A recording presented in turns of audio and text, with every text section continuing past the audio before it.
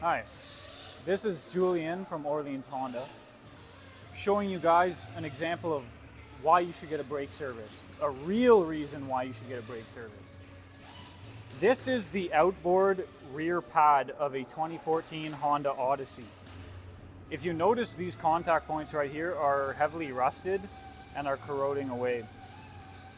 These points sit in the saddle of the rear brakes, like so.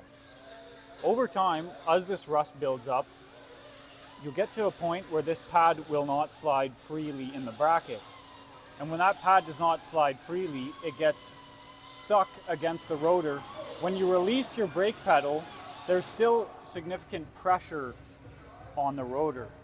This is going to cause premature wear, and you're going to need brake replacement sooner than you usually would. If you see this side, we're already getting to a low mark. That's about 3 millimeter.